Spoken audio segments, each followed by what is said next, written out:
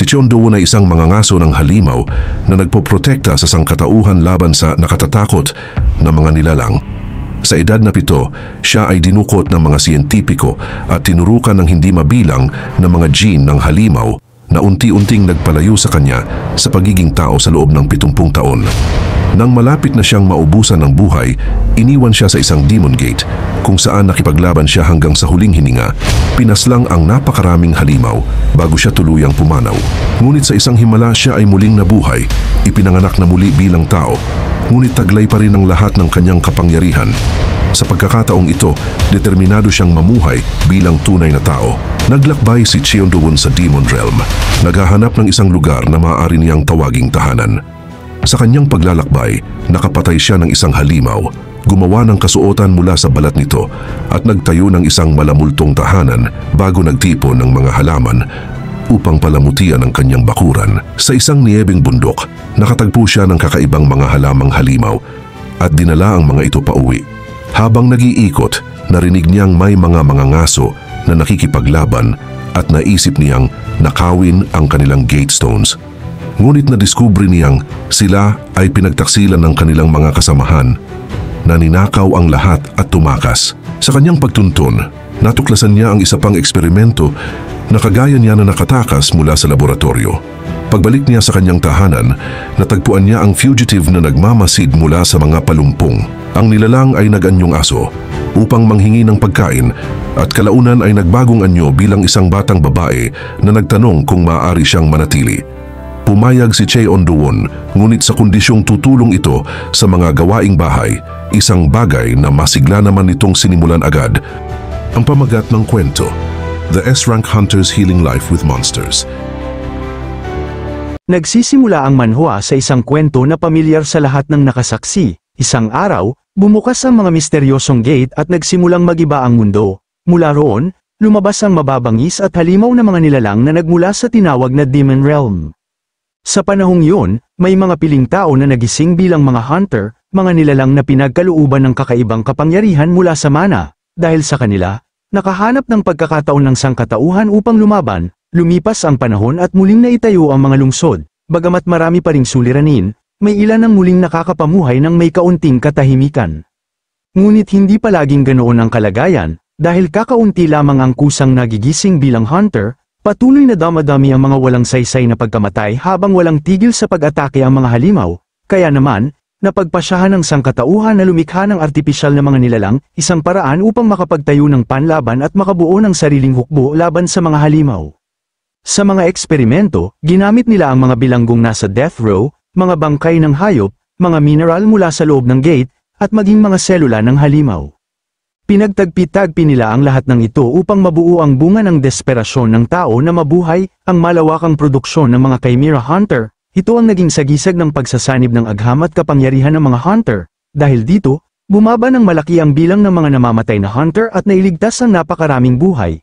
Unti-unting muling bumabalik ang mundo sa dating anyo nito. Ngunit isang gabi, sa isang ilegal na laboratorio ng Chimera, may ilang tao roon na nag-uusap. Sabi nila, kailangang silipin lamang ang isang eksperimento bago sila makauwi. Nasa ika-18 palapag sila, kung saan iniimbak ang mga high-rank na Chimera. Binanggit nila na ang mga braso ng numero 17 ay bulok na. Nilapitan ito ng isa, ngunit pinigilan siya ng kasama. Ngunit sumagot ang lalaki na wala naman itong kwenta, sira na ang utak nito at hindi makakagalaw ng walang utos. Ngunit nang makita nila, tuluyang bulok na nga ang kanang braso ni 17, malinaw na epekto ng eksperimento, nagduda sila kung bakit nakakatakot pa rin ang nilalang na ito. Kahit na tila wala ng saysay, sa huli, nagpasya silang iwan na lamang ito. Dahil nakatakda rin naman itong sirain, iniwan nila si 17 mag-isa sa loob ng kanyang hawla. Samantala, sa opisina ng direktor, iniulat ng mga tauhan na wala ng pag-asa ang 17, halos wasak na ang katawan nito, at kung ibang eksperimento yun, matagal na sana itong patay. Tinanong ng direktor kung gaano pa ito katagal mabubuhay, sinagot siya na 1 buwan na lamang ang itatagal. Dahil dito, napagpasyahan ng direktor na isama si 17 sa operasyon ng gate sealing at italaga ito sa pagbabantay sa hulihan kapag nagbabalik na ang mga hunter. Sa loob ng kanyang selda, tumingala si 17 sa manipis na liwanag ng buwan, at biglang lumundag ang kwento, diretso sa Demon Realm, partikular sa Rocky Mountain Zone. Isang dambuhalang ibon ang mabilis na lumusab upang umatake. Mula sa dulo ng kanyang kuko, naglabas si 17 ng manipis na mga sinulid na bumuo ng isang bitag. Sa isang iglap, napira-piraso ang halimaw at bumagsak sa lupa bilang mga basurang laman. Sunod naman, isang higanteng dunworm ang sumulpot mula sa ilalim. Yumuko si 17, saka biglang tumalo ng mataas at inatake ito mula sa itaas, hinati sa malalaking tipak ng karne. At saka siya umatungal, ibinuka ang kanyang 7 panga, at bumuo ng dambuhalang bughaw na bola ng kuryente. Sa isang pagsabog, nilipol niya ang buong hukbo ng mga halimaw na nakaharang sa kanya, maging ang matatarik na bangin sa kanyang likuran ay nadurog sa lakas ng kanyang atake. Nabigla ang mga hunter na naroon sa loob ng gate, namangha sila sa ginawa ni 17. Isang iglap lang, naglaho ang lahat ng halimaw. S-Class Chimera Hunter talaga, bulong nila sa paghanga, ngunit sa kabila nito, hindi pa rin nagsasara ang gate, at 3 araw na nila sa loob. Isa sa mga hunter ang nagsabing huwag mag-alala, dahil kahit ilang halimaw pa ang dumating, kakayanin nila basta't nasa tabi nila ang S-Class na Chimera. Samantala, hinugot ng isa pang hunter ang kanyang espada, nagsabing sila na lang ang bahala sa mga maliliit na halimaw na nakalulusot kay 17. Ngunit biglang nagbago ang kulay ng gate, pula na ito at nagsimulang magbaluktot. May sumigaw na nagsasabing nagsasara na ang gate, lahat ay naghanda at sinabi ng kanilang pinuno na panahon na upang makalabas at umuwi. Samantala, habang nagngangalit ang mga halimaw, nakitang muli si 17, nakikipagsagupaan, mag-isa, laban sa isang dambuhalang nilalang. Habang nagpapatuloy ang laban, isa sa mga babaeng hunter ang napatanong kung bakit hindi nila isasama pa uwi si 17. Ngunit sagot ng kanilang pinuno, ipinagbawal daw na dalhin ito. Naisip ng babae na mahalaga ang nilalang na yon, ngunit ipinaliwanag ng leader na sinabi na ring mamamatay ito sa lalong madaling panahon. Gayunman, hindi naiwasang maawa ng babae, sapagkat kung hindi dahil kay 17, napakarami sana ang nasawi sa misyon na yon, ngunit pinutol ng pinuno ang kanyang simpatiya. Para sa kanya, si 17 ay isang nilalang na walang kaluluwa, isang bagay na hindi tunay na buhay, kundi isang kasangkapan lamang na sumusunod sa utos. Habang patuloy na nakikipaglaban si 17 sa mga halimaw, mariing sinabi ng pinuno, sa dulo, sila ay mga halimaw lamang. Kasabay nito, narinig ang tinig ng direktor ng laboratorio, ipinadala niya ang utos kay 17, na ang kanyang misyon ay tiyakin ang ligtas na pagbabalik ng mga hunter, patuloy ang walang humpay na agos ng mga halimaw, ngunit walang pagod na lumalaban si 17 upang protektahan ang gate. Tinanong ng direktor kung naiintindihan nito ang utos, ngunit sa sunod na halimaw na pinaslang niya, may lumabas na nakalalasong likido. Doon nakita na wala ng mga braso si 17, kinain ng asido ang kanyang katawan. Sinabi ng direktor na yun na ang katapusan, at kapag natapos ang misyon, hindi na kailangan pang bumalik si 17.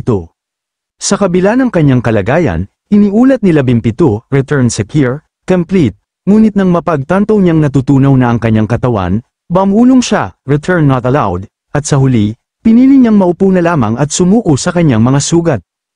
Ang misyon na iyon ang huling kwento ni Chimera Hunter 17, walang ni isang hunter ang nasawi mula sa panig ng sangkatauhan, ngunit nagawa niyang pabagsakin ang kabuuang 1,823 halimaw bago siya nalugmok. Habang unti-unti siyang namamatay, muling umikot sa kanyang isipan ang kanyang nakaraan, nakabaon sa kanyang erased plate, ang mga alaala ng pagiging isang normal na bata, isang batang 9 na taong gulang na minsang dinukot at kinitil ang kalayaan, hindi man niya maunawaan ang buo ng kahulugan dahil sa pagkasira ng kanyang utak, nakatanaw pa rin siya sa mga pira-pirasong kamalayan ng kanyang nakalipas. 79 na taon na ang nakararaan, iniwan siya sa District 13 orphanage. 9 na taon nang lumipas, pinagbintangan siya ng direktor dahil sinaktan niya ang isang kaibigang nanunuya sa kanya. Sinipa siya palabas sa gitna ng nyebe, itinakwil at iniwan ng mag-isa. Doon dumating ang isang van, sinabi ng mga sakay na karaniwan ang may mga batang natatagpuan sa mga squatter, at kinuha nila siya upang gawing bagong eksperimento. Iyon ang sandaling ibinigay sa kanya ang numerong magtatakda ng kanyang kapalaran at tinawag numero 17. Dinala siya sa ilalim ng mga kamay ng mga surgeon, inutusan silang tiyakin na hindi siya makakatakas, at i-record ang lahat. Tinurukan siya ng S-dagdag class silkworm cells, laking gulat nila na walang masamang epekto ang eksperimento, ngunit kapalit nito, nagkaroon siya ng kakaibang kakayahan, bagamat nanatili ang anyo at personalidad niya bilang tao, malinaw na may natatangi siyang katawan na kayang sumanib sa lahat ng sangkap na ipapasok. Dahil dito, patuloy nilang pinapasa ilalim sa eksperimento si 17, 6 na taon nang lumipas na puro pagtitiis at pagdurusa ang kanyang nilakbay. Sa mga misyon, nakikita siyang lumalaban-laban sa mga halimaw, pinuprotektahan ng mga sibilyan at kapwa hunter. Kayang-kaya niyang burahin ang mga hornet type na halimaw na parabang walang anuman, may mga nananabik at nagpapasalamat, kagaya ng isang inang yakap-yakap ang kanyang anak, ngunit lagit-laging nakikita siya bilang isang batang pasan ang bigat ng mundo. Lagi niyang sinasabi, ay ayos lang. Lumipas ang 5 taon pa, patuloy na damadami ang kanyang mga tagumpay laban sa mga halimaw, ngunit nagsimula siyang magtanong sa kanyang sarili, bakit siya narito, at para saan. Nang huminto siya sa gitna ng laban, tinanong siya ng direktor kung nalilito na ba siya sa kanyang mga alaala, at doon lamang umisi ang direktor, dahil ang pinakahihintay niyang side effects ay lumalabas na. Muli pang lumipas ang 5 taon, at nadiskubre na sa loob ng 15 taon, tinurukan siya ng mahigit 500 uri ng sangkap, isa siyang S-class hunter, ngunit sa totoo'y hindi nasusukat ang kanyang kapangyarihan, siya ang pinakamagandang obra ng kanilang laboratorio, ang kanilang perpektong nilikha. 3 dekada ang dumaan, may isang babae ang nag-abot sa kanya ng chicken breast, ngunit sa halip na kainin ito ng normal, nilamon niya agad yun na parang halimaw. Natakot ang babae at nagsabi kung nakita yun ng lahat, ang mga tao'y nadiri, nagbulong na hindi dapat pinapanood ng mga bata ang ganoong tanawin. At sa huli, 3 araw bago ang kanyang kamatayan, natapos niya ang isang misyon, ngunit nalugmok din sa sugat at sa wakas ay pumanaw sa gitna ng digmaan. Naiwan ang isang piraso ng kanyang gulugad na nakahandusay sa lupa, ngunit sa halip na manatili, bigla itong gumalaw, umangat at nagsimulang muling bumuo ng sarili, ang kanyang buong katawan ay muling nag-istruktura, bunga ng 527 selula ng halimaw na isinaksak sa kanya. Sa gitna ng lahat ng iyon, may isang selula na nagbigay ng bagong alab, nagbalik ng kanyang anyo, at doon siya muling tumindig, hindi na bilang isang halimaw, kundi muling nagtataka kung paano siya naging tao. Tumingin siya sa kanyang mga kamay at napagmasdan ang kalagayan, mula sa pagkilos ng mga selula ng halimaw, hindi niya maisabing ganap siyang tao, pakiramdam niya'y matagal na ang lumipas mula nang gawin ang eksperimento, dahil hindi na bumalik ang mga tagalab upang kunin siya, malinaw na itinapon na siya, pati ang nakalagay na numero sa kanyang pulso ay mawala na, nangangahulugan iyon na hindi na niya kailangang tumakbo mula sa lab. Ang dahilan kung bakit ganoon ang nangyari sa kanyang katawan, inisip niya, ay dahil sa kapangyarihan ng isang apoy na uri na halimaw. Sinasabi nila na kapag hindi nabuwag ang core, maaari kang mabuhay ng 3 beses. Ngunit ayon din sa kanila, hindi dapat nagsasanib ang mga selyulang tao at phoenix cells. Ngayon, ang tiyak sa kanya ay bumalik ang katawan niya sa kanyang sigla, marahil nawala na ang lahat ng side effect ng mga eksperimento, at sa wakas, mas maganda ang pakiramdam niya kaysa dati. Mula nang magsimula ang mga side effect, palagi siyang may ulap sa ulo, pati ang mga spell na inukit upang pigilan ang pagtataksil ay nawala na. Kung tunay ngang tapos na ang buhay niya bilang 17, marahil maaari na siyang mabuhay bilang isang tao. 17, isang numerong inukit lamang sa kanila ng mga scientist, lumapit at nagsabing ipapakilala ang tunay niyang pangalan. Ngunit pumasok ang isang flashback, ang direktor ng AMP una na nagsasabi na masamang ugali ang taglay niya. At yun ang dahilan kung bakit dapat niyang subukang mabuhay na tumutulong sa iba. Kahit pilit, kailangan niyang mabuhay para iligtas ang libu-libong tao. Doon nalaman natin ang buong pangalan niya, Chun Dawon. Tinanong ni Dawon kung paano makakatulong ang isang pulubi, isang ligaw na pusa, sa pagsagip sa iba. Ngunit oras na raw para siya'y umalis. Tumitingala siya sa langit at nagmuni-muni tungkol sa paghihiganti. Alam niya na kailangan ng malinaw na target ang paghihiganti. Sa totoo lang, parang napakatagal na ng lahat, ang alab ng paghihiganti ay tila muling naglaho gaya ng dati, walang paraan na agad siyang mabubuhay na tao nang walang kahirap-hirap, kung magpapatuloy siya sa pag-iral, darating din ang araw na makakaharap niya ang mga tao na nasa likod nito, at iisipin niya yun kapag dumating ang panahon. Tiningnan niya ang sarili at napagtanto na wala siyang suot, walang damit. Nagpasya siya, sapat na, panahon na upang subukan mabuhay bilang tao. Una niyang kailangang kumuha ng damit, at hindi na niya matandaan kung kailan huli siyang may suot na pambihis. Naglakad siya patungo sa isang ilog, na nag-iisip kung ano ang gagawing material para sa damit. Habang nag-iikot, may napansin siyang bangkay ng halimaw sa ilalim niya. Nag-aalalang baka ito'y dulot ng usaping teritoryo o iba pang karahasan, mukhang matibay ang nilalang, ngunit walang halatang malaking sugat maliban sa isang lila-lilang katas mula sa bibig, tila namatay sa lason. Masayang napahinga siya, kailangan niya naman ng leather. Inilabas niya ang sarili niyang kakayahan, hinubog niya ang kanyang kamay na parang kutsilyo. Naiisip niya ang mga natutunan sa lab, kakailanganin niyang hiwain patayo ang tiyan at ipasok ang dissection scissors sa ilalim ng kilikili, sinimulan niya, ayon sa itinuro. Ngunit nang magsimula siyang maghiwa, naglabas bigla ang bangkay ng isang purple na miesma na sumulpot at lumipad sa kanyang paligid, tiyak na lason nga ang sanhi ng pagkamatay. Pinabayaan itong dumaan sa hangin, walang epekto sa kanya, at napatingin siya na para lang itong mabahong amoy.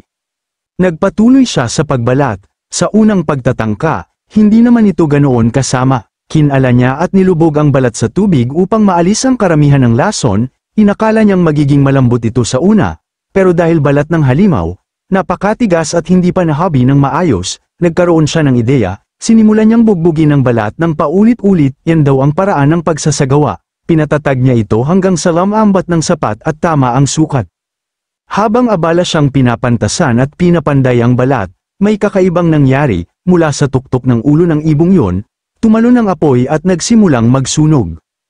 Abala si Dawon sa pagpupunit ng balat ng halimaw, pilit itong hinuhulma para maging kasuutan. Isinuksok niya ang kamay upang gumawa ng butas para sa mga braso, inulit iyon sa magkabilang panig, at saka tinali ang isang baging sa kanyang tiyan. Ayos na rin ito, naisip niya, at nang may suot, sakto pala ang pagkakaupo sa kanyang katawan. Sinilip niya ang loob ng balat at napansin na hindi pa tuluyang naalis ang lason, pero dahil tinamad na siyang linisin pa, nagpasya siyang isuot na lang.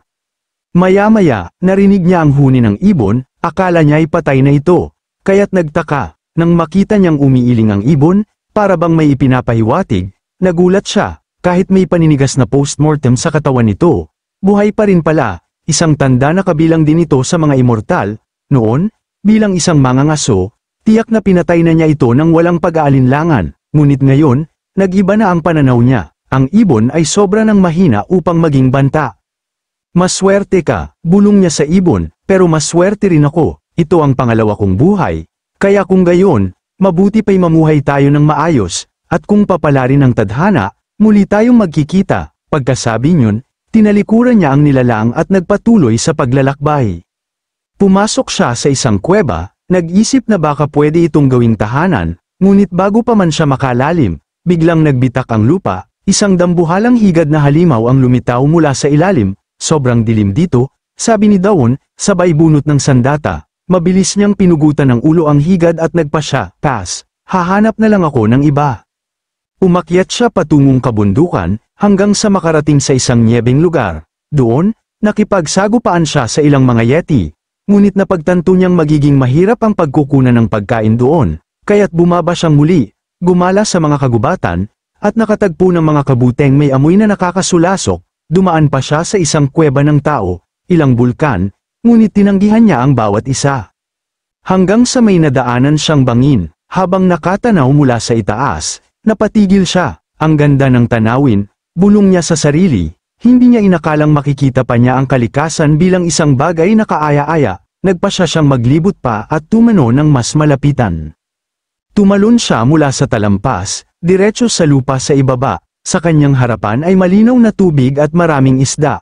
Kung huhulihin ko ang isa-isa at iihawin dito mismo, para na ring camping, naisip niya, para bang natural na palaisdaan ang lugar na yun, idagdag pa ang mga bulaklak sa paligid at ang sariwang hangin, tila ito na ang perpektong tahanan. Dito na ako mag-uugat at magtatayo ng bahay, pasya niya.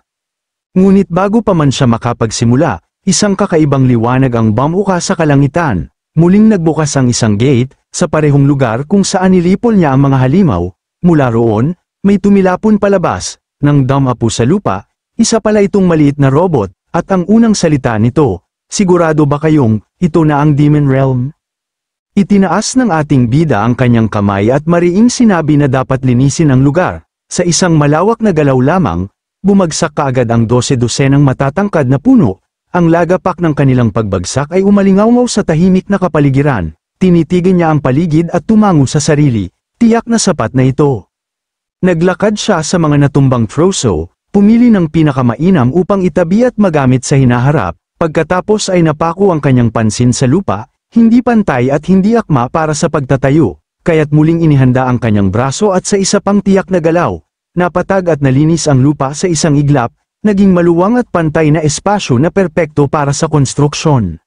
Kinuha niya ang mga troso at sinimulan ang pundasyon, Itinayo ang mga poste sa sulok at hinubog ang istruktura. Habang nagtatrabaho, isang kaisipan ang sumagi sa kanyang isipan, marahil ito ang pakiramdam ng malayang kalooban, gumagalaw ang kanyang mga kamay kasabay ng tibok ng puso, at ang pagtatayo ng kanyang unang tahanan ay nagdulot ng payapang kaligayahan.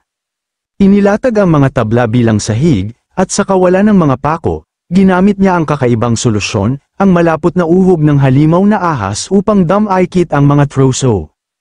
Kapag natuyo, ito'y titibay na parang bato at magsisilbing hindi tinatabla ng tubig na patong para sa mga dingding. Matapos ang maingat na mga huling pagwawasto, tumayo ang kanyang kahoy na tahanan, may bigat ang aurang animoy nakakatakot, ngunit tiwala si Chien na walang halimaw ang lalapit dito. Sa kanya, ito'y mainit at halos maginhawa, bagaman tila may kulang pa.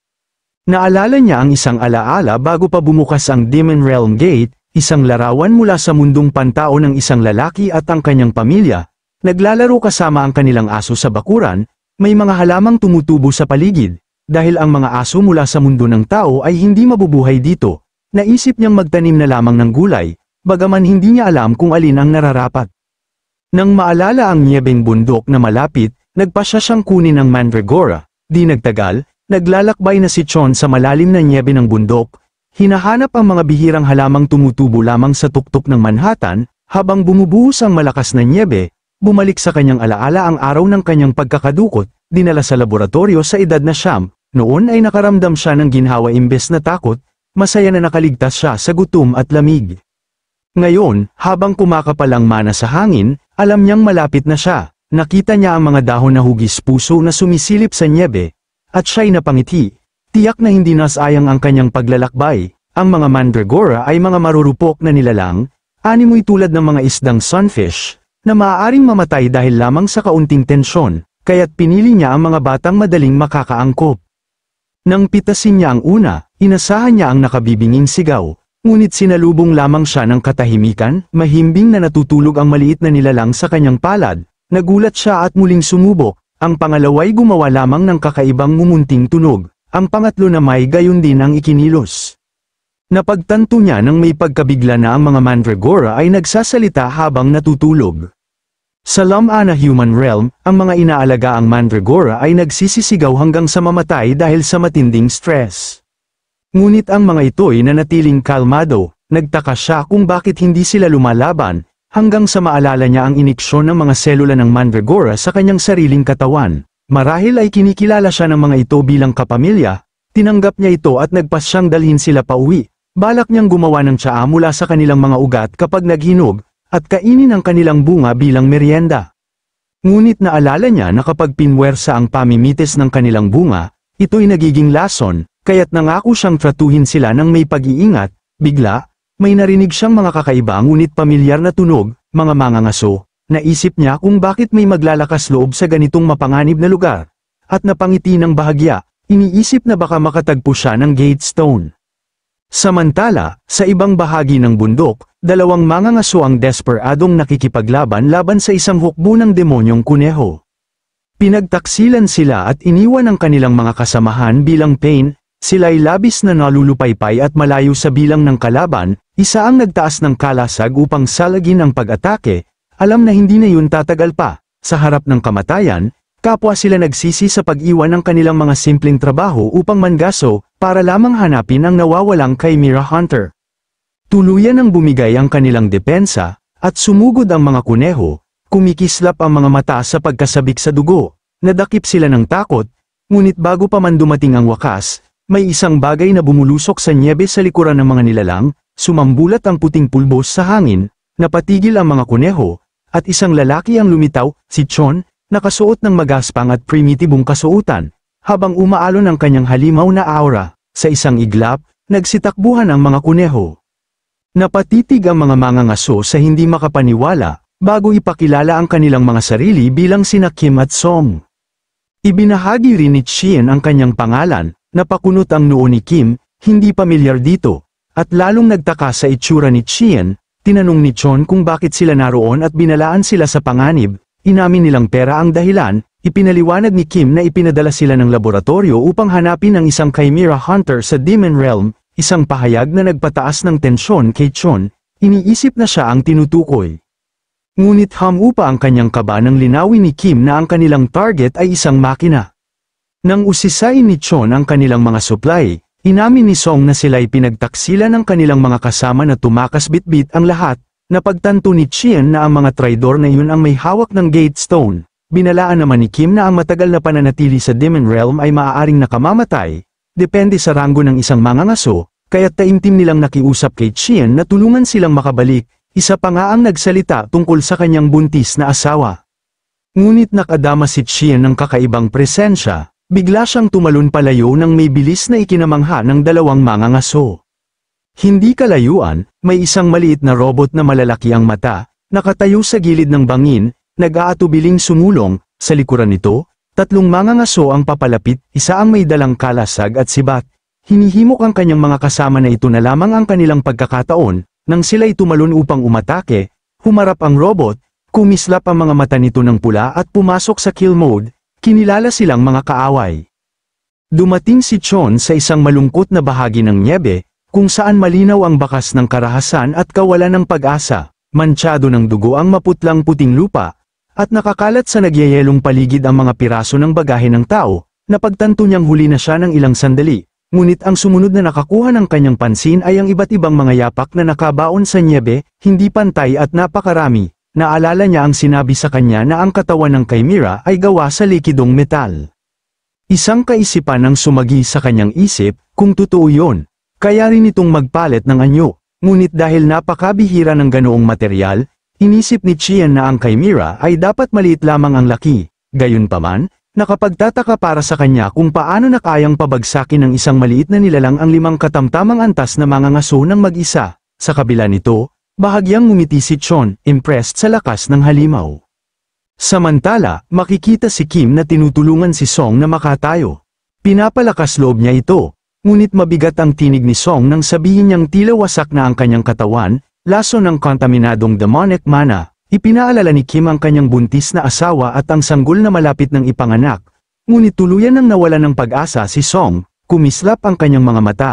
Umiiling at hindi makapaniwalang nangyayari ito, bumalong ang mga luha sa kanyang mukha habang nakikiusap siya kay Kim na iparating ang kanyang mensahe sa asawa.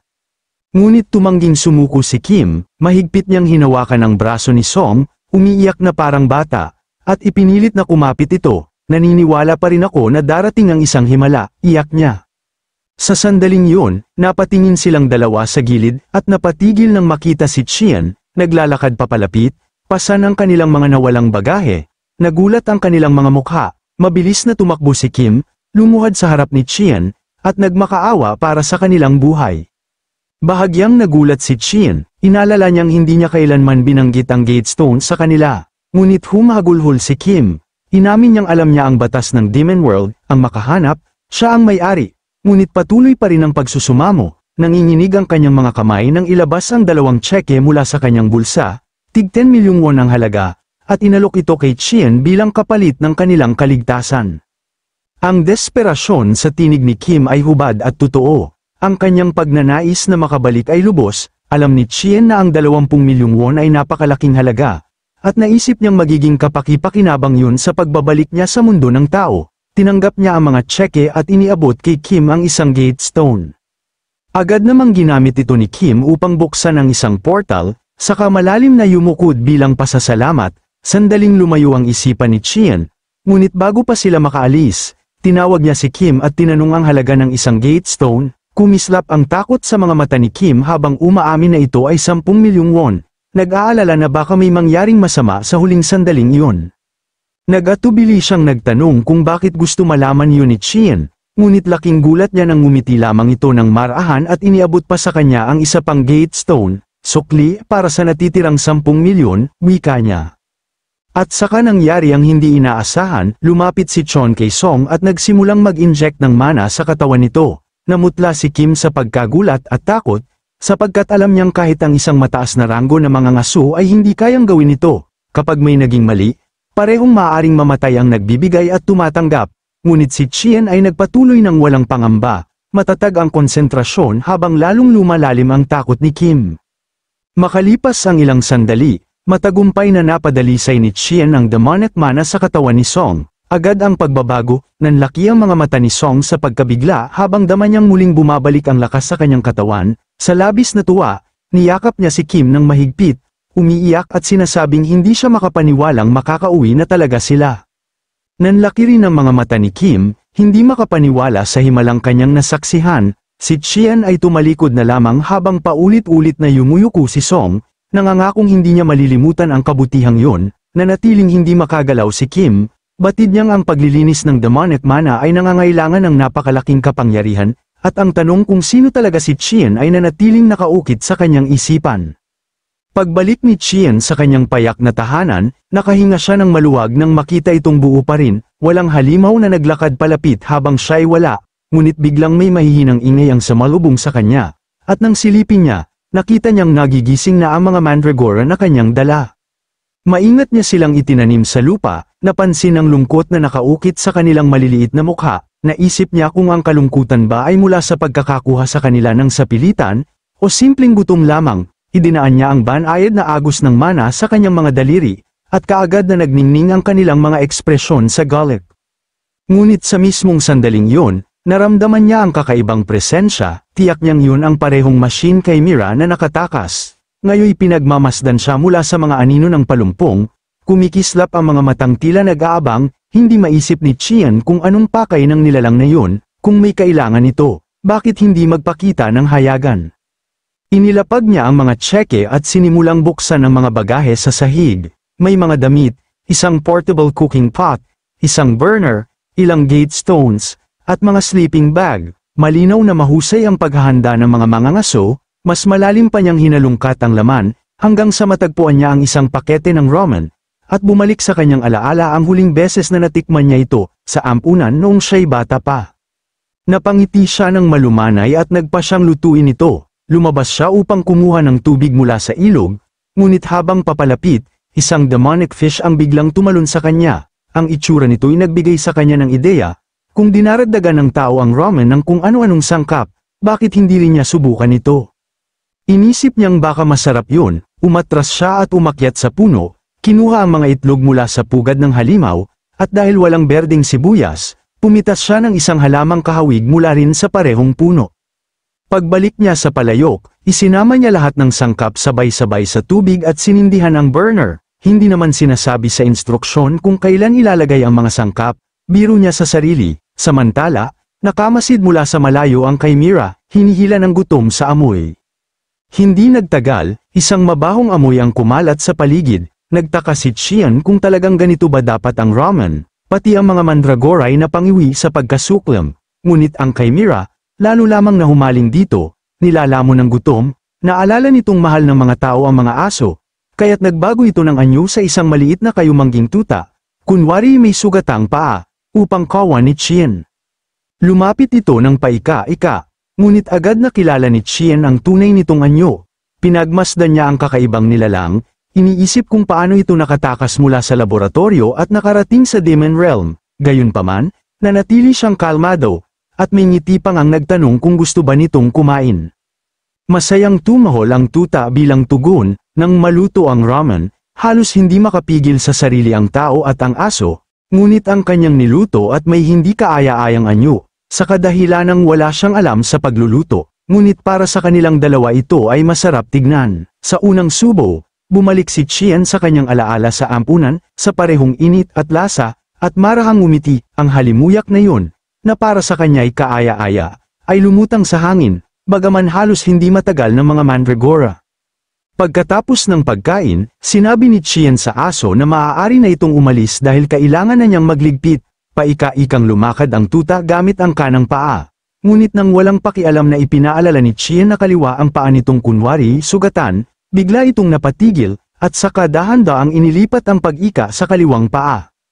Nakaupo si Chon sa malambot at lunti ang damuhan sa tabi ng isang kahanga-hangang talon, ang malinaw na tubig nito ay bumabagsak patungo sa isang lawa na kumikislap sa ilalim ng liwanag ng araw, matapos niyang hugasan ng mga maruruming pinggan. Inituon naman niya ang pansin sa paglalaba. Mula sa dala niyang bagahe, inilabas niya ang mga kasuutang nababalutan ng pinong pollen, at maingat na inilatag ang mga ito sa lupa, bahagyang kumunat ang kanyang noo, Iniisip na wala siyang magagandang alaala na may kaugnayan sa Poland. Gayunpaman, alam niyang hindi niya maaaring isuot ang balat ng hayop palagi, hindi naman siya isang taong gubat. Nagpasya siyang maging maingat, pinaalalahanan ng sarili na huwag hampasin ng madiin ang tela gamit ang kahoy na pamalo. Bagkus ay dahan-dahan lamang, upang hindi ito mapunit, ibinaywang niya ang kahoy at dahan-daang iniunat sa hangin. Ngunit sa mismong pagbagsak nito, ang lupa sa ilalim niya ay biglang nagbasag-basag na parang marupok na salamin. Napatigil siya, nanlaki ang mga mata sa gulat sa tindi ng kanyang lakas. Nang mapagtanto ang pagkakamali, agad niyang dinampot ang damit, umiwas ng tingin, kahit sa sarili, dala ng kahihiyan, umalis siya roon, sinabihan ng sarili na marami pa namang damit sa bagahe. Doon napako ang kanyang paningin sa isang maliit na batong tila inosenteng nakahiga sa mga kasama nito. Ngunit biglang tumalim ang kanyang pakiramdam, nakilala niya yun bilang ang parehong Chimera Hunter na matagal nang nakasunod sa kanya. Hindi niya maunawaan kung bakit ganoon ito kapursigido sa pagsubaybay. Naalala niya nang mag-anyong isda ito habang kumukuha siya ng tubig, at nagmistulang sirang troso naman nang siya'y namamangha sa mga bulaklak. Anuman ang kanyang gawin, palagi itong nasa paligid, nagbabago ng anyo ngunit hindi naman gumagawa ng mahalagang hakbang. Minsan, noong nag-anyo itong troso, naistorbo ito ng isang bubuyog at napilitang bumalik sa tunay na anyo. Saka nagtatakbong galit na galit, malakas na idineklara ang pagkamuhi nito sa mga bubuyog. Doon napagtanto ni Chon na ang isip ng Chimera ay hindi lagpas sa isang 5 taong gulang na bata. Napansin din niya ang kakaibang paraan ng pagsasalita nito, paos, alanganin parang pilit na ipinasok sa murang isipan ang kaalaman, na nag-iwan ng kakaibang epekto. Nagbago ang tagpo, hawak ni Chon ang bagong labang kamiseta. Humanga siya sa sarili, ang paglalaba ay nakakapagod at abala. Ngunit sa pagkakataong ito, nagawa niyang linisin ang tela ng hindi nasisira. Maingat niya itong isinabit sa kawad, iniisip na medyo maliit nga lamang ito para sa kanya, saka tumalikod upang silipin ang mga mandragora. Samantala, lihim na nakamasid ang Chimera, pinagmasdan nito ang damit at napag-isipang gusto rin itong magsuot. Katulad ni Chon na itinuturing na nitong amo, bumalik ito sa anyong makina, dahan-daang kinuha ang kamiseta mula sa kawad at sinuot. Sa tuwa nito, perpekto ang pagkakasakto, at ngumiti ito ng inosente at masigla, parang batang nakatagpo ng laruan. Ngunit hindi pa roon nagtapos, nagpa siya itong magbagong anyo muli. Sa pagkakataong ito, sa isang tao, mahabang kayumangging buhok ang umagos pababa sa likod nito, at unti-unting lamambat ang mga tampok hanggang makumpleto ang anyo ng isang dalaga. Sa parehong oras, nakaupo si Chon malapit sa mga mandragora, na tila malungkot pa rin kahit na naalis na ang mga damo sa paligid. Nakakita siya ng bahagyang galaw sa damuhan, kaya tinusok niya ng dahan-dahan gamit ang pamalo. Ngunit nang iwas-iwas niya ito, biglang sumirit palabas ang isang kawan ng malalaking insekto, nagsitakbo patungo sa ilog. Nang mawala ang mga peste, muling lumiwanag ang mga mukha ng mga mandragora, nagmukhang panatag at masaya. Doon naisip ni Chon na muntikan na niya silang masaktan sa lakas ng kanyang palo, nagpasya siyang gagawa ng isang gulayan para sa kanila. Iniisip kung sapat na ang kasing laki ng kanyang bahay. Ngunit bigla, isang maliit na batang may malalaking dilaw na mata ang lumabas mula sa likod ng puno at bumati sa kanya. Agad niyang nakilala, ito ang Chimera. Sa panibago nitong anyo, itinuro ng bata ang kanyang tahanan at nagtanong. Iyon ba ang bahay mo? Ngumiti si Chon at sumagot ng oo. Nang tanungin kung yun ba ang kanyang tahanan, nais niyang biruin ang bata kaya hinintay ang susunod nitong katanungan. Itinanong ng bata kung siya ba ay katutubo ng Demon Realm, at muli siyang tumugon ng oo, bago naman siya nag-usisa kung anong tribo ito nagmula. Nagkunwari itong nahihiya, saka itinuro ang talon at sinabing mula siya sa isang tribo sa kabila pa roon, isang lugar na hindi kailanman matatagpuan ni Newman.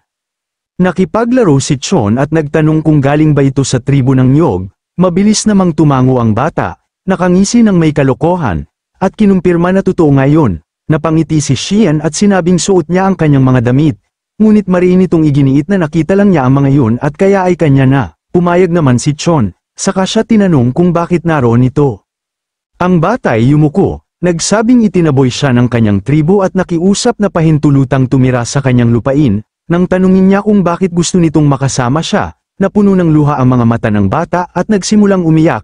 Ang tanging inosente nitong dahilan, walang insekto roon at hindi siya natatakot kapag kasama si Chon. Kinakabahang naglalaro ng kuko. Inamin nitong ligtas ang pakiramdam niya sa presensya ng lalaki, at iyon ang dahilan kung bakit nais niyang manatili. Ngumiti si Chon at sinabing maaari siyang tumira, basta tutulong siya sa mga gawain. Agad namang nagningning ang mukha ng bata at buong siglang nangakong gagawin ang lahat ng iuutos sa kanya. Ipinaliwanag ni Chon na kailangan niyang bangkelan ng lupa para sa gulayan, bilang bagong tahanan ng mga mandragora, at tinanong kung kaya ba niya yun. Agad nitong inagaw ang pamalo mula sa kamay niya at matatag na sinabing ipagkatiwala na lang sa kanya. Sa isang iglap, nagsimula itong magtrabaho na parang makina, taglay ang nakakabighaning lakas. Pinagmasdan siya ni Chon at pinaghinalaan na wala talaga itong balak itago ang tunay nitong pagkatao, o marahil, hindi man lang nito nauunawaan kung ano ang ibig sabihin ng isang normal na bata. Para ipakilala ang sarili, tinanong niya ang pangalan nito, nabigla ang bata at biglang nag-imbento. Kumuha ng inspirasyon mula sa mga bulaklak na nakita niya kanina. Umikot siya ng masigla at buong tuway ipinahayag ang kanyang pangalan, Kim Nori. Nakilala ni Chon ang kaugnayan nito sa mga bulaklak, ngunit tinanggap yun ng walang komento. Makalipas ang ilang sandali, natapos ang gulayan at napapalibutan na ng batong bakod, masiglang nagsayawan ang mga mandragora sa kanilang bagong tahanan, at si Nori na may ngumiti ng maluwang sa kasiyahan, ngunit biglang napuno ng luha ang kanyang mga mata. Nag-alala si Chon at tinanong kung bakit siya umiiyak. Sagot ni Nori, pinaalala raw ng mga mandragora sa kanya ang kanyang mga kaibigan. Nagulat si Chon, hindi niya akalaing alam nito ang kahulugan ng pagkakaibigan, lalo't lumaki lamang siya sa loob ng isang laboratorio. Walang babala, nakarinig sila ng nakakakilabot na mga alingaw-ngaw sa hangin, napaatras si Nori. Takot na takot at nagtangkang magtago, pinayapa siya ni Chon, ipinaliwanag na mga halimaw lamang yun na nagbabanatan. Sinabi ni Nori na sa kanyang pagdating, nakita niya ang isang dambuhalang halimaw na hugis ibon, at pinaniniwala ang iyon ang inaatake ng iba pa. Sumigaw ang mga tunog ng paghihirap sa malayo, at nangangatog na tinakpan ni Nori ang kanyang tainga, sinasabing kinakagat ito. Tumango si Chon at sinabing malamang ay malapit nang mamatay ang ibong halimaw, sapagkat ganoon ang kalupitan ng Demon Realm. Tinanong niya kung nais ba nitong iligtas ang nilalang, ngunit inamin nitong hindi niya kaya. Naisip ni Chon ang mga epekto ng eksperimento na dinanas nito, saka siya sinubukang aliwin, nag-alok ng tulong na sagipin ang halimaw, may pag-asa pa raw kung magmamadali sila. Narinig ito ni Nori, at agad siyang huminto sa pag-iyak, tumalon siya ng mataas sa hangin, nagwikang babalik agad, at mabilis na naglaho patungo sa pinanggagalingan ng laban. Nagbago ang tagpo, ang ibong halimaw ay nagdurusa, nilalamon ng sakit habang pinalilibutan ng dambuhalang mga bubuyog, isang pintig ng puso ang lumipas, at bumagsak si Nori sa kanilang gitna. Mariing inutusan ang mga halimaw na umurong at tigilan ang pagpapahirap sa ibon. Nag-apoy ang determinasyon sa kanyang mga mata, at isa-isang pinabagsak ang mga ito, nanunumpang poprotektahan ang sugatang halimaw. Bumalik sa kanyang isipan ang mga alaala sa laboratorio, noong siya'y minsang nagwagi sa isang ranggong laban, ngunit binugbog at pinahirapan siya ng iba dahil tinaasan niya ang pamantayan, sinira pa nila ang kanyang paboritong stuffed toy, nasaktan siya ngunit wala siyang nagawa. Ngayon, ang galit na iyon ang nagsilbing gasolina ng kanyang lakas, sa isang nakamamatay na suntok, nabiyak ang puting lupa, pinatay ang karamihan sa mga halimaw, sumigaw siyang tumigil na ang lahat, subalit hindi pa rin siya tumigil sa pag-atake, iginiit na hindi kailanman tama ang sabay-sabay na pag-atake sa isa. Dumagundong ang kanyang mapanirang mga suntok, nagkalat ang mga kalaban, at tuluyang nabaligtad ang laban. Pagbalik niya kay Chon, umiiyak muli si Nori, yakap-yakap ang munting ibon na pinahirapan, nagmamakaawa siyang hindi ito magising, at hindi niya alam ang gagawin. Dahan-dahan siyang pinakalma ni Chon, at nang siyasatin ng ibon, unti-unting lumitaw ang pagkilala sa kanyang mukha. Nakita na niya ang halimaw na ito noon. Mataman ang titig ni Chien sa munting ibon, sinusuri ang mga sugat nitong kalat sa buong katawan. Bagamat marami, alam niyang hindi yun, isang bagay na kahit paano'y nakapagbigay ng ginhawa. Ipinatong niya ang palad sa maliit na nilalang, marahang damaloy ang kanyang mana, parang banayad na ilog na sumasali ng lakas. Habang ginagawa niya ito, isang alaala ang sumagi sa isip niya. Noon, ang ganitong uri ng halimaw ay may mas maitim na balat at mas malaki ang katawan, isang matandang anino ng nakaraan. Sa kabila ng kanyang pagsisikap, hindi pa rin magising ang ibon, nabalisa si Nori at nanginginig ang tinig habang nagtatanong kung patay na ito, ngunit umiling lamang si Chien. Ipinaliwanag na hindi ganoon ang sitwasyon, pinag-isipan niyang baka dahil lang sa matinding gutom kaya hami na ito at lumiit sa ganoong anyo. Suhestyon niya, bigyan lamang ng kaunting mana at iwan itong magpahinga. Ngunit nagbago ang mukha ni Nari, mahigpit, puno ng alaala ng sakit. Muling sumilay sa isip niya ang malupit na eksperimento sa loob ng laboratorio, at ang laruan niyang paborito na winasak sa kanyang harapan, puno ng luha ang kanyang mga mata, niyakap niya ng mahigpit ang ibon, at taimtim na nagmakaawa na siya mismo ang magpapalaki rito. Nangako siyang aalagaan ito at hinding-hindi niya hahayaang magutom. Nagbabala si Chien na balang araw lalaki ito at magiging dambuhalang halimaw, subalit masiglang tugon ni Nari na kung ganoon, konti lang ang pakakainin niya rito. Napangiti na lamang si Chien sa kanyang kawalang malay, at pinayagan siya. Dagdag pa niya, baka sa hinaharap ay maging bantay pa ng kanilang tahanan ang nilalang na ito, isang kaisipang lalong nagpasaya kay Nari. Sa wakas, damilat ang ibon, ngunit ang una nitong nakita ay si Chien, at ang alaala ng ninakaw nitong balahibo, nag-apoy ang galit sa mga mata nito. Subalit ang mga tunog na inilalabas ay parang kaibig-ibig na ingay lamang sa pandinig ni Nari, sa halip na takot, lalo pa niya itong niyakap. Nagtaka ang ibon kung paano maaaring may batang tao sa Demon Realm, at lalo pang nabigla ng mapagtanto na nauunawaan ni Chien ang bawat salitang kanyang sinasambit. Ilang sandali pa, binalutan ni Nari ng sobrang daming benda ang kawawang ibon hanggang halos hindi na ito makagalaw. Masaya niyang inanunsyo kay Chien na nagamot na niya ito, at agad na nagpumilit na bigyan ng pangalan. Sa inis ng ibon, halos sumabog ito sa galit, lalo na nang tawagin siyang Q, base sa ingay na ginagawa niya. Nang magingay ito ng malakas, akala ni Nari na uuhaw lamang, kaya agad niya itong binuhusan ng isang timba ng tubig. Lalong na maagat umalsa ang katawan ng ibon na parang isdang puffer. Nagpapanik si Nari, ngunit kalmado lamang nang umiti si Chien, at sinabing sobra-sobra na ang tubig na yun. Biglang naalala ni Nari na hindi pa niya ito pinapakain, kaya dali-dali siyang umalis upang maghanap ng pagkain. Samantala, nagpatuloy si Chien sa paggawa ng isang kabinet mula sa mga troso. Ngunit laking pagtataka niya nang madaling mabali ang kahoy na hawak, mula sa di kalayuan, narinig niya ang tinig ni Ko, ipinaliwanag nitong malambot ang kahoy na yun. Nagtanong si Chien kung alin ang pinakamalakas, at may kumpiyansang tugon ng ibon na, ang pulang uri, syempre. Ngunit saglit siyang natigilan nang biglang mapagtanto, bakit nauunawaan ni Chien ang kanyang sinasabi. Sa kuryosidad, sinubukan niyang pasukin ang isipan ni Chien gamit ang telepatiya, subalit bago pa niya maipagpatuloy, lumingon si Chien, malamig ang tinig, at mariing sinabi, kahit anong pilit niyang hanap sa pulang kahoy wala siyang nakita, at sa huli naiisip niya baka nasa iba itong lugar. Nanigas si Ko, nabalot ng kaba, doon niya napagtanto, hindi lang basta naririnig, kundi kayang hadlangan mismo ni Chien ang kanyang telepatiya. Pawisan nagtanong, ang ibon halos hindi makapaniwala, kung talagang naririnig siya nito. Nakahalukip-kip si Chien at payak na ipinaliwanag na lahat ng sinasabi ng ibon ay kusa na lamang lumilitaw sa kanyang isipan, parang walang hadlang, parang natural.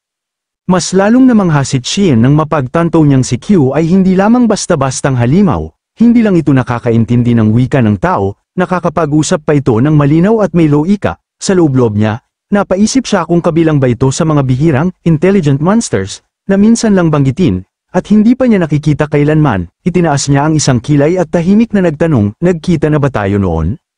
Tumango si Q, bahagyang nakangiti, oo, noon ko pa nais na muling magkita tayo, upang masakliyan ang kabutihan mo. Isang beses mo akong iniligtas mula sa kamatayan. Muling sumagi sa alaala ni Chien ang oras na yun, ang sandaling hinugot niya ang lason mula sa katawan ng ibong ito. Napaisip siya, at agad na tinanong kung kaya ba siyang tulungan ng nilalang sa isang bagay na napakahalaga. Tumindig si Q sa kanyang maliliit na paa, ibinuka ang maliliit na pakpak, at nakangiting nagsabi, sumama ka sa akin, ipapakita ko sa iyo kung saan tumutubo ang redwood. Ngunit bago pa man sila makaalis, nagbago ang eksena. Isang malakas na pagsabog ang yumanig sa paligid, apoy ang sumabog mula sa kawalan. Tumakbo si Nari ng buong gulat, habol hininga, habang ang dambuhalang alon ng apoy ay mabilis na kumalat at sumiklab sa kanyang paligid. Nadapa siya, tumama ang mukha sa lupa, at luha ang bamalong sa kanyang mga mata, punit-punit ang kanyang kasuotan, at binalot ng takot ang kanyang dibdib. Isang paniwala ang kumurot sa kanyang isip, sila'y muling nagbalik, ang mga taga-laboratorio. Mula sa usok at lagablab, lumitaw ang isang figura, mahaba ang kanyang itim na buhok, at malamig ang tingin. Kinilala niya agad si Nari bilang ang nilalang na tumakas mula sa laboratorio, isang mekanikal na nilalang na dapat niyang ibalik, sapagkat nakasalalay ang kanyang buhay dito. Sa kabila ng anyo nitong batang babae, itinaas niya ang kamao at nagpasya, isang dagok ang kanyang inilunsad. Nari ay natigilan, halos matigmak ng takot, tiyak na yon na ang kanyang huling sandali. Ngunit bago siya tamaan, dumating si Chien, ang dapat ay isang araw ng katahimikan, pagkain, at paggawa ng cabinet ay nauwi sa tunggalian, sapagkat pinilit siya ni Q na unahin ang mas mahalaga, iligtas ang bata. Walang pag-aalinlangan, sinimulan ni Chien na patayin ang apoy, mabilis na namalayan kung gaano kalalim ang takot ni Nari sa apoy, at kung paanong nawawala ang kanyang katinoan kapag nalulugmok sa paligid nito. Mula sa gilid, sumigaw si Q, ininsulto ang kalaban, tinawag itong duwag at walang hiya sa pag-atake sa isang bata. Ngumisi ang estranghero, binalingan si Chien, at pasigaw na sinabi, kung para lang sa batang yan ang ipinunta mo, umalis ka na, wala kang lugar dito, primitibong tao. Payapa lamang ang tugon ni Chien, malamig at walang emosyon, masyado kang madaldal. Nawala ang timpi ng mahabang buhok na lalaki, galit na galit, sumigaw siya, tinawag si Chien na arogante, at nag-ipon ng apoy sa kanyang mga palad, isang dambuhalang ataking naglalagablab ang kanyang inihanda. Ngunit bago pa ito makawala, iniunat lamang ni Chien ang isang daliri, nakatuon sa bundok sa kanilang likuran. Sa isang iglap, isang nakakabinging pagsabog ang yumanig, gumuhit ng liwanag, at ang bundok ay gumuho sa ilalim ng nakamamanghang lakas, bumagsak ang libu-libong bato, bamalat sa estranghero, at isang higanteng tipak ng bato ang tuluyang dumurog sa kanya, tinabyunan ng lubusan. Tahimik na tumalikod si Chien at lumapit kay Nari, ayos ka lang ba? Tanong niya. Tumango ang bata sa gitna ng luha, nakahinga ng maluwag nang makita niyang wala na ang apoy na kinatatakutan niya. Pagbalik niya sa pinagtapunan ng kalaban, inabot niya ang buhok ng lalaki upang hilahin ito palabas, ngunit nang iguhit niya ito pataas, isang hibla lamang ang naiwan sa kanyang kamay. Napatitig si Chien, bahagyang nagulat, bago mapagtanto ang katotohanan, ang lalaki, kalbo, at nananatiling nakabaon ang kanyang katawan sa ilalim ng napakalaking tipak ng bato. Naroon si Che Ando, nakatitig sa makintab na ulo ng lalaking may kapangyarihan ng apoy. Naisip niya kung palaging ganito na nga ba ito, kalbo mulat sa pool. Samantala, ang munting nilalang na nakaupo sa ulo ni Nari ay lubhang inis at tila hindi matanggap ang nakikita. Pati si Nari mismo ay hindi makapaniwala, nakatingin ng malaki ang mga mata habang tumatama ang liwanag ng araw sa kintab ng ulo. Nang tuluyang makita na wala itong buhok, mahina niyang binigkas ang salitang, kalbo, saka siya napahagalpak ng tawa, hinawakan niya ang kanyang tiyan, halos maiyak sa sobrang lakas ng halakhak, para kay Nari, nakakatawa ang kalbo, at buong lakas pa niyang ipinahayag yun, tinawag pa niyang, kalbo, ang lalaki, wala na siyang takot sa kanya. Tahimik lamang si Che Ando, nakamasid sa batang babae, nalito siya, sapagkat habang nakikipaglaban siya sa nilalang na ito, napagtanto niyang hindi sapat ang lakas nito upang talunin si Nari, doon biglang nagliwanag ang maliliit na mata ng munting nilalang na kasama nila. Tila inihahanda ang kapangyarihan nito, ipinaliwanag nitong lilinawin ang lahat sa pamamagitan ng isang kakayahan na tinatawag na mental resonance, isang abilidad na nagbibigay daan upang masilip ang alaala ng iba. Hindi nagtagal, nagningning din ang mga mata ni Che Ando, kumikislap sa gintong liwanag habang dumadaloy sa kanya ang kapangyarihan. Ang kakayahang taglay ng maliit na nilalang ay hindi lamang pagmasid ng mga alaala, kundi pati pagbabahagi nito sa iba. Sa alaala ni Nari, nasilayan ni Che Ando ang isang madilim na silid, naroon ang isang lalaki na nakasuot ng puting kasuotan, nakatayo sa harap ng kumikislap na screen, ang tindig nito ay matalim, nakasandal sa mesa, at mula sa kanyang labi lumabas ang isang nakapanghihilakbot na tawa, ang kanyang salamin ay nagliliwanag, tinatakpan ang kanyang mga mata, at sa likod ng mga yun ay ang ngiti ng isang halimaw, puno ng baluktot na kasiyahan. Sa sahig, isang munting slime ang nanginginig, ang mga bilog nitong matay puno ng takot. Siya si Nari, noong bagong likha pa lamang, napansin ng lalaki ang kanyang kilos, at tila tuwang-tuwa na nagsimula na itong magkaroon ng sariling kalooban, inunat ng lalaki ang kamay, sumiklab ang asul na apoy sa kanyang mga daliri, ang boses nito ay malamig at mariin habang tinatawag ang slime upang lumapit, para sa kanya. Isa lamang itong karaniwang pagsubok ng tibay, walang iba, ngunit sumambulat ang isang malakas na hiyaw ng sinunog ng lalaki si Nari gamit ang apoy. Sa nasaksihan, tuluyang naunawaan ni Che Ando ang lahat, marahan niyang ipinatong ang palad sa ulo ni Nari at pinuri ito. Tumingala si Nari, litong-lito, hindi lubusang nauunawaan, ngunit sa isip ni Che Ando, alam niyang ang trauma ay hindi basta naglalaho, maaaring ito pa lamang ang unang hakbang patungo sa paggaling. Paglingon niya muli sa kalbong lalaki, napaisip siya kung ano ang nararapat gawin dito. Tinapik naman ng munting nilalang ang ulo ng lalaki upang silipin kung gising na ba ito. Doon nagningning ang mga mata ni Nari, biglang nagkaroon ng ideya, tumindig siya ng taas noo, nakapatong ang mga kamay sa bewang, kumikislap ang mga bituin sa kanyang paligid, at buong kumpiyansa niyang idineklara ang kanyang plano. Makalipas ang ilang sandali, ang kalbong lalaki ay nakagapos na ng mga lubid at sinabit sa isang talon, dumagsa ang tubig na dumidilig sa kanya, nilalamon ng agos ang kanyang Amerikana at bota hanggang sa mabasa ng lubos, natuwa si Nari at buong tuwa niyang isinigaw na kung mababasa ito, mawawala ang kanyang apoy, at hindi na ito nakakatakot. Nakatayo ang lalaki sa ilalim ng bumubulusok na tubig, basang-basa at tulala, tumutulo ang tubig mula sa kanyang mukha habang may galit na tinig na umamin na hindi ito ang dahilan ng kanyang pagpunta sa Demon World, at nang makita ni Nari na gising na ito, mariin niyang itinuro ang kalbo sa ilalim ng talon at tinawag itong, masamang kalbong tiyo. Sa pagkabasa, pinisil ng lalaki ang kanyang kamao, pinipigil ang nadaramang galit at inis, habang sa kanyang isipan ay umikot ang mga bagabag na hindi niya kayang ipahayag.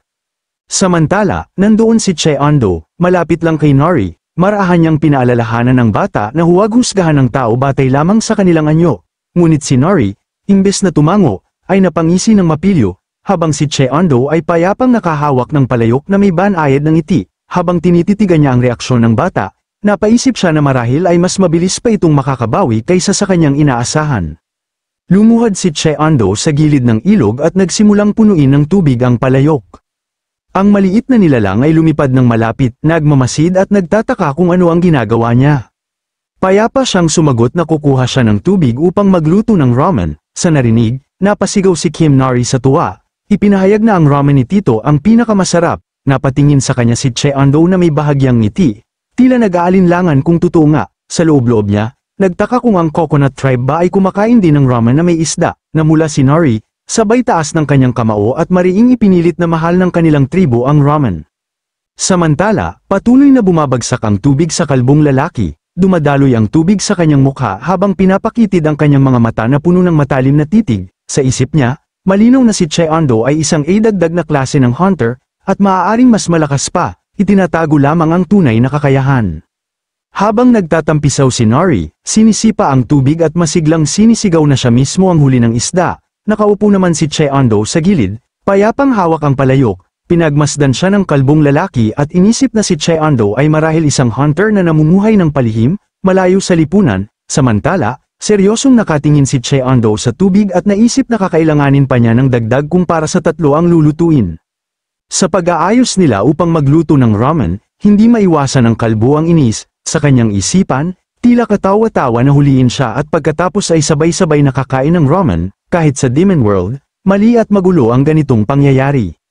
Bigla namang sumirit mula sa tubig si Nari, may matinding ekspresyon sa mukha at hawak-hawak ang dalawang malalaking isda na may matutulis na ngipin, isa pa ang kumakapit sa kanyang ulo. Panang tuwa, ipinagmamalaki niyang ipinakita kay Che Ando ang kanyang huli, ngunit marahan siyang pinaalalahanan ni Che Ando na isa lamang ang ibigay sa kanya, at ang iba'y pakawalan muli sa ilog. Agad namang sumang-ayon si Nari, sabay pilit na bilisan nito para maibalik na niya ang sobra. Napatitig ang kalbong lalaki sa kakaibang isda, pinagpapawisan ng malamig. Sa isip niya, anong klaseng nilalang ang mga ito, at kung gagamit ng isa, baka lalong pumangit at bumaho ang sabaw. Gayunpaman, agad na inilubog ni Nari ang isang isda sa palayok na puno ng tubig, dahilan upang sumirit ang tubig palabas. Mas lalo pang nabahala ang lalaki, iniisip kung bakit ganoon karaming tubig ang ginagamit ni Che Ando. Hindi ba nila alam kung paano magluto ng ramen? Ngunit masayang tumakbo si Nari. May maliit na nilalang na nakaupo sa kanyang ulo, masiglang isinisigaw na oras na para sa ramen. Dahan-daang sumunod si Che Ando, bit-bit ang palayok. Sa kanyang pagkabahala, napasigaw ang kalbong lalaki at nakiusap na maghintay. Napahinto si Nari, at sumunod na natigil si Che Ando na may bahagyang pagkalito. Ang lalaki, hirap sa agos ng tubig, desperadong nagsumamo kung maaari na ba siyang ibaba. May halong inis ang kanyang tinig nang ipahayag na siya na mismo ang magluluto ng pagkain. Makalipas ang ilang sandali, nakatayo ang kalbong lalaki sa isang kahoy na mesa, nasa ilalim ng isang spotlight, inilapag niya roon ang isang pakete ng ramen. Para sa iba, simpleng pagkain lamang ito, ngunit sa kanya, habang nanginginig ang mga kamay na maingat na binubuksan ang pakete, ibang kahulugan ang dala nito. Sa sandaling yun, hindi lamang ito ramen, ito ay pagitan ng buhay at kamatayan. Tahimik na nakaupo si Che Ando, si Nari, at ang maliit na nilalang sa kanyang tabi. Madidilim ang kanilang mga anyo, nakatitig ng walang imik, habang ang kanilang mga matang kumikislap sa pula, puno ng gutom at pananabig. Muling pinatatag ng kalbong lalaki ang kanyang loob. Ipinaalala niya sa sarili na ang ramen ay dapat lutuin ng may sinseridad. Pinili niyang manatili sa mga batayan, dahil wala rin naman siyang alam na komplikadong teknik. Nakatayo siya sa harap ng kumukulong palayok, nakapokus at seryoso. Pinagtiwalaan niya ang kanyang instinct upang sukatin ang dami ng tubig. Dahil 3 tao ang kakain, isinunod niyang inilagay ang mga pansit at ang sabaw base. Batid na kailangang maluto ito sa eksaktong 4 minuto at 30 segundo. Habang maingat siyang nakikinig sa tibok ng kanyang puso, matatag sa 60 bawat minuto, nagpasya siyang bilangin ang 270 tibok upang masigurong perpekto ang oras. Lumipas ang mga segundo, at lalo siyang nakatuon, ang bawat pintig ng puso ay nagsilbing gabay, at nang dumating ang tamang sandali, mabilis niyang inangat ang mga pansit ng mataas sa hangin at buong lakas na isinagawa ang kanyang teknik na tinawag niyang air shower. Mahalaga ang hakbang na ito, ang paglantad ng noodle sa hangin upang maging tama ang pagkakachewy ng tekstura. Pawisan ngunit buo ang loob, naisip niya kung paano sana nakadagdag ang kimchi upang gawing ganap ang lasa, ngunit muli niyang pinaalala sa sarili na nasa Demon World siya. Gayunpaman, ngumiti siya, tiyak na ibinigay niya ang lahat ng kanyang makakaya, natapos ang ramen, at wala siyang pinagsisisihan. Ang palayok ng noodles ay kumikislap, tinawag niyang Namgi Sincerity Ramen, may marka itong 70 sa lasa, may 24 carbs, 18 protein, 20 calcium at 20 fat. Dahan-dahan niyang isinilbi ang ramen, inihain sa kanilang harapan, at buong paggalang na hiniling na tikman nila. Nagulat si Nori, dahil ramdam niyang iba ito kaysa ramen ni Tito. Tumango si Che Ando, sabay inihanda ang sarili upang malasahan ito. Inilapit niya ang mga chopstick, kumuha ng isang subo at marahang sinabing malalaman niya kung ano ang lasa. Magkakasama silang 3, si Che Ando, si Nori, at ang maliit na nilalang na naupo sa mesa upang kumain ng ramen. Pagdampi ng lasa sa kanilang dila, nanlaki ang kanilang mga mata sa gulat, sabay-sabay nilang naranasan ang isang pambihirang bagay, para bang nailipat sila sa ibang mundo. Totoo nga na nasa Demon World sila, ngunit ang damdaming ito ay ibang-iba, tila isa pang mundo na panang wagas na sinseridad. Kumislap ang mukha ni Nari sa galit, masiglang ipinahayag kung gaano kasarap ang pagkain. Ang munting nilalang ay masayang umimik, nagtatanong kung laging ganito kasarap ang kinakain ng mga tao. Ngumiti si Che Ando, umamin na maging siya ay humanga, bago't iminungkahing kainin muna nila ng tahimik. Pagkaraan ng pagkain, humandusay ang maliit na nilalang sa mesa, busog na busog at humihinga ng malalim sa kasiyahan. Ibinabari ni Che Ando ang kanyang chopstick, tapos na rin siya. Doon, bahagyang natawa ang kalbo, may halong kaba, at nagtanong kung nagustuhan ba nila ang luto niya. Ngunit wala na siyang nakuhang sagot na malinaw, dahil naubos na nina Che Ando, Nori, at nang maliit na nilalang ang kanilang mangkok, walang natirang ni patak ng sabaw. Sandaling natahimik si Che Ando, pagkatapos, may seryosong anyo siyang tumingin sa lalaki, at inutusan itong pangalanan ng kanyang halaga. Nanlaki ang mata ng kalbo, gulat at nalilito. Ipinaliwanag ni Che Ando na sobrang ganda ng pagkain yun para kainin ng libre, ipinilit niyang dapat may kapalit ito, at kung kaya niya, kanyang pagbibigyan. Namangha ang lalaki at nagtanong kung totoo ba ang sinasabi. Nang makumpirma ito ni Che Ando, bigla siyang lumuhad sa sahig, yumuko ng malalim, at buong sigasig na sumigaw. Humihiling na siya ituruan, doon niya inilahad ang kanyang pangalan, Hunter Namgi, at taimtim na nagmakaawa na sanay siya'y sanayin. Malakas niyang idiniklara ang hangarin niyang maging kasing lakas ni Che Ando.